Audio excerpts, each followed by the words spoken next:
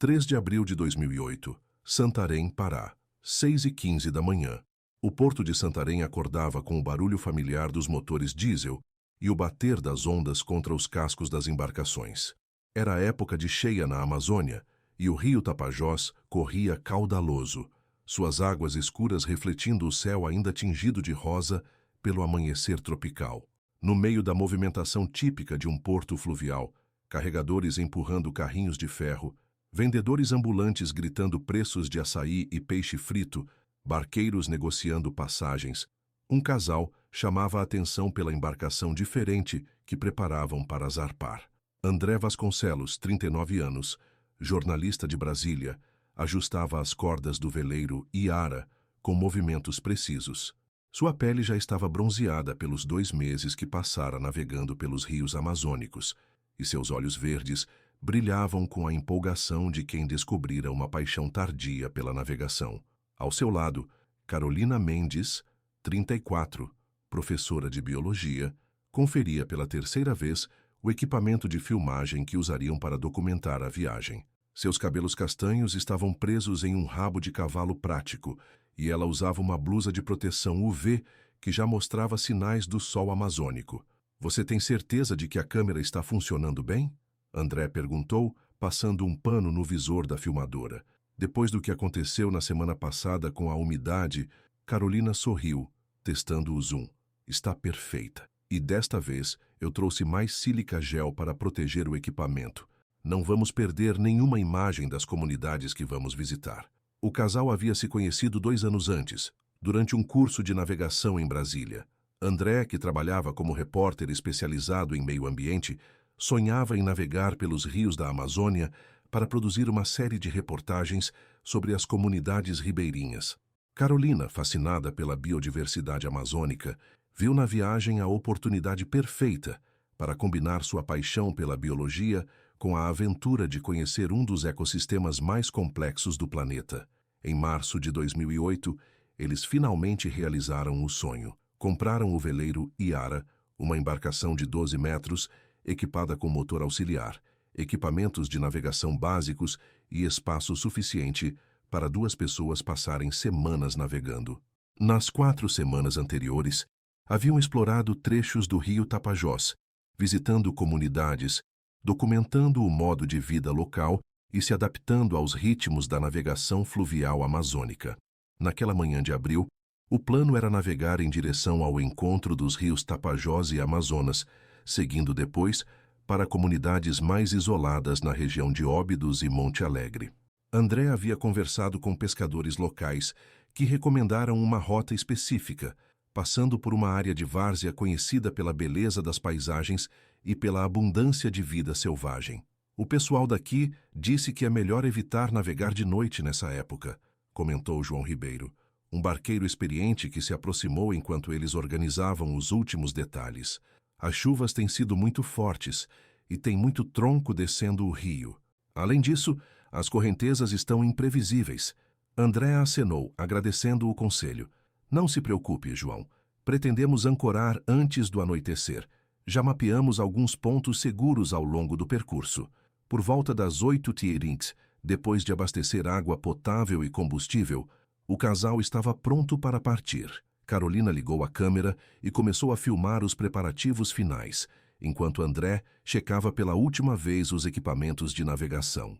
O GPS mostrava a rota planejada e o rádio estava sintonizado na frequência de emergência da Capitania dos Portos. "Hoje é 3 de abril de 2008, Carolina falou para a câmera, com o porto de Santarém ao fundo. "André e eu estamos iniciando mais uma etapa da nossa viagem pela Amazônia. O destino de hoje são as comunidades do rio Amazonas, passando pela região de Várzea, que os locais dizem ser uma das mais bonitas da região." André acenou para os amigos que haviam feito no porto, soltou as amarras e ligou o motor auxiliar. O veleiro Iara deslizou suavemente pelas águas escuras do Tapajós, deixando para trás o movimentado porto de Santarém. Carolina continuou filmando enquanto a cidade se tornava menor na distância, substituída pela imensidão verde da floresta amazônica. Era 8h45 da manhã, quando o veleiro Iara desapareceu na curva do rio, levando André e Carolina para uma jornada que jamais completariam. 3 dias depois, quando não retornaram ao porto conforme combinado, João Ribeiro seria o primeiro a notar a ausência do casal. A partir desse momento, começaria uma das buscas mais intensas e frustrantes da história recente da navegação amazônica. 6 de abril de 2008, Santarém, 3 dias após a partida. A primeira pessoa a perceber que algo estava errado foi Márcia Vasconcelos, irmã de André. Ela ligava todos os dias para o celular do irmão, que sempre retornava as ligações quando conseguia sinal. No terceiro dia sem notícias, a preocupação se transformou em pânico. André nunca ficaria incomunicável por tanto tempo, disse Márcia ao delegado José Carlos Menezes, da Polícia Civil do Pará. Mesmo quando estavam em áreas sem sinal, eles sempre conseguiam enviar alguma mensagem quando passavam por comunidades. O delegado, um homem experiente em casos de desaparecimentos nos rios amazônicos, sabia que as primeiras 72 horas eram cruciais. Imediatamente acionou a Capitania dos Portos e organizou as primeiras equipes de busca. João Ribeiro, que havia conversado com o casal antes da partida, forneceu informações detalhadas sobre a rota planejada. Eles queriam ir para a região de Várzea, próxima ao Lago do Curuai, explicou João aos bombeiros. É uma área bonita, mas cheia de canais estreitos e igapós. Quando a água está alta assim, é fácil se perder. As buscas começaram no 4º dia. 3 embarcações da Marinha, apoiadas por voluntários locais em canoas e voadeiras, percorreram sistematicamente a rota que André e Carolina pretendiam seguir. Helicópteros do Corpo de Bombeiros sobrevoaram a região, mas a densa cobertura vegetal e a imensidão das águas tornavam a tarefa quase impossível. Maria Mendes, mãe de Carolina, chegou de São Paulo no 5º dia de buscas. Ela se instalou em uma pousada simples no centro de Santarém, de onde coordenava com as famílias dos pescadores locais que se voluntariaram para ajudar. Minha filha conhece a natureza, disse Maria ao repórter da TV local. Ela não faria nada imprudente. Se algo aconteceu, foi um acidente. Mas as buscas revelavam a cruel realidade da Amazônia. A floresta não entrega facilmente seus segredos. Os rios haviam engolido centenas de embarcações ao longo dos anos, e muitas jamais foram encontradas. As correntezas poderiam ter levado destroços para muito longe do último ponto conhecido, e a vegetação densa das margens tornava impossível ver qualquer coisa do ar. No 7º dia, os bombeiros encontraram o primeiro vestígio, uma boia salva-vidas com as iniciais IA, Iara Amazônia, como André havia batizado carinhosamente o veleiro. A boia foi achada encalhada em um banco de areia, a cerca de 40 quilômetros rio abaixo do ponto onde o casal foi visto pela última vez. Isso pode indicar que houve algum tipo de acidente, explicou o capitão Luiz Henrique Santos, da Capitania dos Portos. Mas uma boia pode ter se soltado por vários motivos. Não necessariamente indica naufrágio. Mesmo assim, a descoberta deu novo ânimo às buscas. Durante 2 semanas, mergulhadores profissionais exploraram o fundo do rio na região onde a boia foi encontrada. Utilizaram sonares e equipamentos de localização subaquática, mas nada mais foi descoberto. As famílias não desistiram. Márcia organizou uma campanha nas redes sociais, que na época ainda eram menos populares, mas conseguiu mobilizar centenas de pessoas. Cartazes com fotos do casal foram espalhados em portos, comunidades ribeirinhas e pontos de parada de embarcações ao longo de todo o rio Amazonas. Alguém deve ter visto alguma coisa, insistia Márcia. Uma embarcação daquele tamanho não desaparece sem deixar rastros.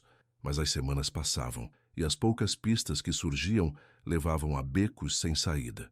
Um pescador disse ter visto um veleiro similar próximo à ilha do Marajó, mas quando as buscas chegaram lá, descobriram que se tratava de outra embarcação. Uma comunidade ribeirinha relatou ter ouvido pedidos de socorro durante a madrugada de 4 de abril, mas quando os bombeiros investigaram a área, não encontraram nada. O tempo jogava contra os esforços de busca. As chuvas intensas do período modificavam constantemente o curso dos rios menores, criavam novos bancos de areia e alteravam a paisagem aquática. Destroços que poderiam estar visíveis em um dia, poderiam ser cobertos por sedimentos no dia seguinte. Após um mês de buscas intensivas, envolvendo mais de 200 pessoas entre militares, bombeiros, voluntários e familiares. As operações oficiais foram suspensas. Os recursos públicos estavam esgotados e as possibilidades de encontrar sobreviventes eram praticamente nulas. Não estamos desistindo, declarou o delegado Menezes em entrevista coletiva, mas precisamos realocar nossos recursos. O caso continua aberto e qualquer nova informação será investigada. Para as famílias, a suspensão das buscas oficiais representou um golpe devastador, mas não o fim da esperança. Durante os meses seguintes, Márcia e Maria organizaram buscas particulares, contratando pescadores experientes e exploradores locais para continuar procurando pistas. Gradualmente, no entanto, a vida seguiu seu curso.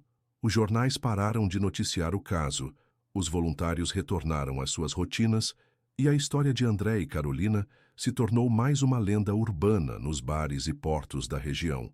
Alguns diziam que o casal havia fugido para começar uma nova vida. Outros apostavam em acidente com piratas do rio. Os mais supersticiosos falavam de maldições antigas da floresta. Mas para quem conhecia André e Carolina de verdade, nenhuma dessas teorias fazia sentido. O casal era responsável, experiente e apaixonado pela vida que levava. Jamais abandonariam as famílias sem explicação e eram cautelosos demais para se meterem em situações perigosas. O mistério do veleiro, Iara, se tornou uma ferida aberta na memória de Santarém, que assim permaneceria pelos próximos 12 anos, até que a própria Amazônia decidisse revelar pelo menos parte da verdade. 15 de março de 2020, região de Várzea do Rio Amazonas, Josivaldo Pereira havia nascido e crescido nas margens do rio Amazonas. Aos 54 anos, conhecia cada curva, cada igapó, cada árvore gigante da região, como se fossem parentes próximos. Mas naquela manhã de março, depois de uma das maiores cheias dos últimos anos, até mesmo ele ficou impressionado com a transformação da paisagem. A cheia de 2020 havia sido excepcional. As águas subiram quase 2 metros além do normal, inundando áreas que há décadas permaneciam secas. Quando finalmente começaram a baixar, revelaram mudanças dramáticas, novas ilhas, bancos de areia reposicionados e árvores antigas que haviam resistido à corrente, agora isoladas em meio a lagoas temporárias. Josivaldo remava sua canoa através de uma dessas áreas recém-formadas, procurando madeira de qualidade que a cheia pudesse ter arrastado, quando algo chamou sua atenção. A cerca de 200 metros de onde navegava, uma árvore solitária se erguia do meio de uma lagoa rasa. Mas não era a árvore em si que o intrigava, era o que estava preso em seus galhos a aproximadamente 8 metros do chão. Jesus Cristo, murmurou, forçando a vista. Parecia ser uma embarcação. Mas como diabos um barco havia parado no topo de uma árvore? Josivaldo remou mais próximo, e o que viu o deixou sem fôlego. Preso entre os galhos mais altos da árvore, como se tivesse sido depositado ali por uma força sobrenatural, estava o casco branco de um veleiro. A embarcação estava de ponta cabeça, com o mastro quebrado, mas era inequivocamente um barco de verdade. Não era possível escalar a árvore sozinho, e a embarcação estava muito alta para ser alcançada da canoa. Josivaldo registrou a localização no GPS de seu celular e remou de volta para casa, o mais rápido que pôde. 1 hora depois, estava no porto de Santarém, procurando ajuda. "Você tem certeza do que viu?" perguntou Raimundo Silva, bombeiro aposentado que havia participado de dezenas de operações de resgate na região. "Absoluta. Tem um barco preso no topo de uma árvore. Nunca vi nada igual na minha vida." Raimundo conhecia Josivaldo há anos. O ribeirinho não era dado a fantasias ou exageros.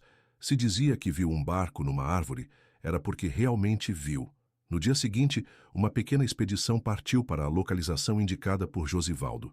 Além dele e Raimundo, participaram 2 jovens bombeiros, um fotógrafo do jornal local e João Ribeiro, o mesmo barqueiro que havia conversado com André e Carolina 12 anos antes. Quando chegaram ao local, o silêncio tomou conta do grupo. A visão era ao mesmo tempo impressionante e perturbadora. O veleiro branco estava realmente preso nos galhos da árvore, como se tivesse sido colocado ali propositalmente por algum gigante brincalhão. "Como é possível?" sussurrou um dos bombeiros. João Ribeiro, que conhecia os rios amazônicos há mais de 40 anos, balançou a cabeça lentamente. Só pode ter sido durante uma cheia muito violenta.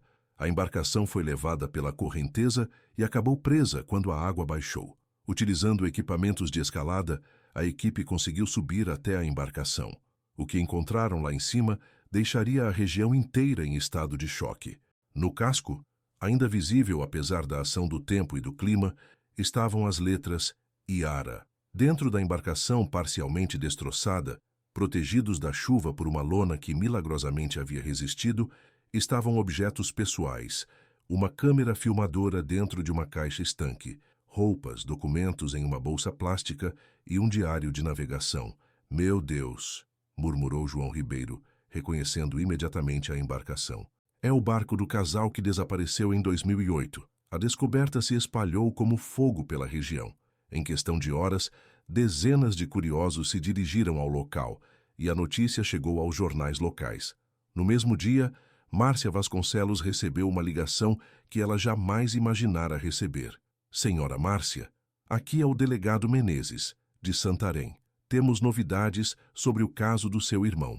12 anos depois do desaparecimento, o veleiro Iara havia sido encontrado. Mas a descoberta trazia mais perguntas do que respostas. Como a embarcação chegara até ali? O que havia acontecido na noite de 4 de abril de 2008? E onde estavam André e Carolina? A câmera filmadora, quando examinada por técnicos especializados, revelou que ainda havia imagens gravadas. As últimas filmagens datavam de 4 de abril de 2008, exatamente o dia seguinte à partida do casal de Santarém. Nas imagens, era possível ver Carolina filmando o pôr do sol sobre o rio, enquanto André preparava o jantar. Tudo parecia normal e tranquilo. A última imagem mostrava o casal se preparando para dormir, com André comentando: "Amanhã cedo, vamos visitar aquela comunidade que o João indicou. Carolina, desligue a câmera. Vai." A gravação terminava ali. Mas aquelas imagens, aparentemente inocentes, continham pistas que logo se revelariam cruciais para desvendar o mistério que há 12 anos assombrava a região. O veleiro na árvore se tornara um símbolo, mas também era a chave que finalmente abriria as portas para a verdade sobre o que realmente acontecera naquela noite de abril de 2008. 18 de março de 2020, Delegacia de Santarém. A análise detalhada dos objetos encontrados no veleiro Iara revelou informações que transformariam completamente a investigação. O diário de navegação de André, protegido em uma bolsa à prova de água, continha anotações detalhadas até o dia 4 de abril de 2008. A última entrada dizia: "Ancoramos em local seguro para a noite. Amanhã cedo, seguimos para a comunidade São Pedro do Curuaí." Carolina filmou lontras hoje. Ficou fascinada. Mas foi a análise da câmera filmadora que trouxe a primeira pista real. Os técnicos descobriram que, além das gravações que funcionavam normalmente, havia fragmentos de arquivos corrompidos na memória do equipamento. Utilizando software especializado de recuperação de dados, conseguiram restaurar parcialmente algumas imagens da madrugada de 5 de abril. As imagens recuperadas mostravam o interior do veleiro em movimento violento, com objetos sendo jogados de um lado para outro. Era possível ouvir o barulho ensurdecedor de água entrando na embarcação e a voz de André gritando: "Carolina, segura na corda, a água está entrando muito rápido." O delegado Menezes estudou as imagens dezenas de vezes. "Claramente houve um acidente durante a madrugada", concluiu. Mas o que causou o acidente? E como o barco foi parar no topo de uma árvore? A resposta viria de uma fonte inesperada. Antônio Carvalho, pescador de 71 anos que morava em uma comunidade próxima ao local onde o veleiro foi encontrado, procurou a polícia depois de ver as notícias na televisão. "Eu me lembro daquela noite", disse Antônio ao delegado. "Foi em abril de 2008, durante uma tempestade terrível. Eu estava na minha casa, que fica numa parte alta da várzea, quando ouvi barulhos estranhos vindos do rio." Antônio explicou que saíra para verificar se suas canoas estavam seguras quando viu algo que jamais esqueceria. Tinha um barco branco sendo levado pela correnteza, girando como um brinquedo. A tempestade estava tão forte que as ondas pareciam paredes de água. "Vi quando o barco bateu numa árvore grande e ficou preso nos galhos." O pescador havia guardado segredo sobre o que presenciara porque acreditava que não seria levado a sério. Quem ia acreditar que um barco subiu numa árvore? Eu mesmo achei que estava sonhando. Mas Antônio tinha mais a revelar. Na manhã seguinte à tempestade, quando saíra para verificar os estragos, encontrara algo na margem do rio, próximo à sua casa. O corpo de uma mulher, que pelo que podia ver nas fotos dos jornais, parecia ser Carolina. Ela estava machucada, mas ainda respirava, continuou Antônio, com a voz embargada. Eu a trouxe para casa. Minha esposa cuidou dela, mas ela estava muito ferida na cabeça. Falava coisas sem sentido, não sabia nem o próprio nome. A revelação deixou todos na sala em silêncio. Antônio prosseguiu. Minha esposa, que já morreu, Deus a tenha, disse que a moça ficou conosco quase uma semana. Às vezes parecia melhorar, às vezes piorava. No 7º dia, ela parecia estar se lembrando de algumas coisas. Falou o nome André várias vezes, chorou muito. O que aconteceu depois emocionaria e chocaria a todos os presentes. Numa manhã, acordamos e ela não estava mais na rede onde dormia. Achamos que tinha saído para fazer necessidades, mas nunca mais voltou. Procuramos por toda parte, mas a floresta é grande demais. Eu sempre achei que ela tinha se perdido e... Antônio não conseguiu terminar a frase, mas todos entenderam o que ele queria dizer. Carolina havia sobrevivido ao acidente. Fora resgatada por aquela família simples, mas em seu estado confuso e traumatizado, acabara se perdendo definitivamente na imensidão da floresta. E o homem? O André? Perguntou o delegado. Antônio balançou a cabeça. Nunca vi ele. Procurei muito, mas só encontrei a moça. Deve ter se afogado durante a tempestade. A investigação prosseguiu com base nessas novas informações. Uma equipe de peritos analisou a região indicada por Antônio e encontrou evidências que corroboravam sua versão. Restos de uma fogueira antiga, pedaços de tecido que poderiam ter pertencido às roupas de Carolina e marcas de uma construção improvisada que poderia ter sido usada como abrigo. Mas a descoberta mais tocante aconteceu quando os investigadores encontraram, enterrado no quintal da casa de Antônio, um pequeno caderno. Ele explicou que Carolina havia pedido papel e caneta durante os dias que passou se recuperando e escrevera algumas coisas.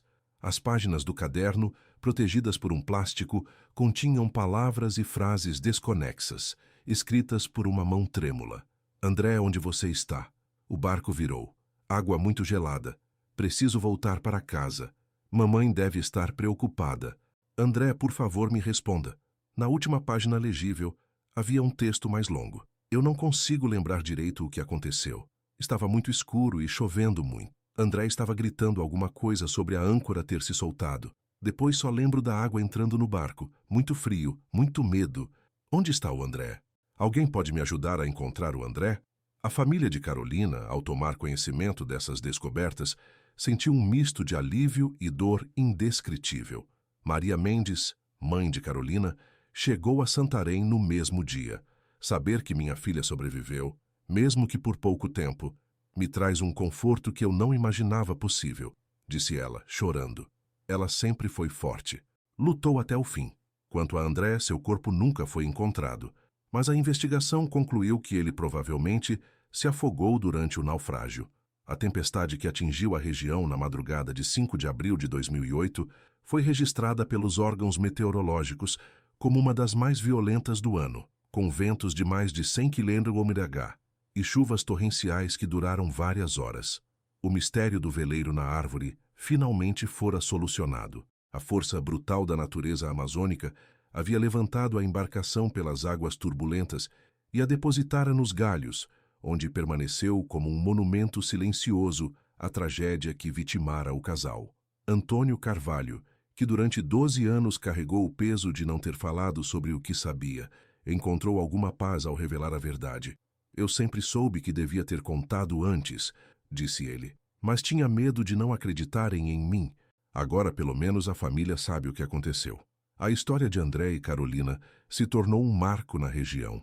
O veleiro Iara, retirado da árvore e levado para um museu em Santarém, serve hoje como lembrete dos perigos da navegação amazônica e da força imprevisível da natureza. Mas, principalmente, Conta a história de um amor que resistiu até mesmo à morte e de uma mulher corajosa que lutou para sobreviver numa das regiões mais inóspitas do planeta. O rio Amazonas guarda muitos segredos em suas águas barrentas, mas às vezes, quando menos esperamos, ele decide devolver pelo menos parte da verdade àqueles que ficaram para trás, esperando respostas que nunca chegavam. Em 2021, um ano após as descobertas, a família de Carolina organizou uma cerimônia de despedida no porto de Santarém. Centenas de pessoas compareceram, incluindo muitos dos voluntários que participaram das buscas originais em 2008. João Ribeiro, agora com mais de 70 anos, fez questão de estar presente. André e Carolina amavam estes rios, disse ele. Eles sabiam dos riscos, mas acreditavam que valia a pena. De certa forma, eles se tornaram parte da Amazônia para sempre. O local onde o veleiro foi encontrado na árvore se tornou um ponto de visitação para turistas e pesquisadores. A própria árvore, uma sumalmeira centenária, continua de pé como uma sentinela silenciosa, guardando a memória daqueles que um dia sonharam em navegar livres pelos rios da maior floresta tropical do mundo.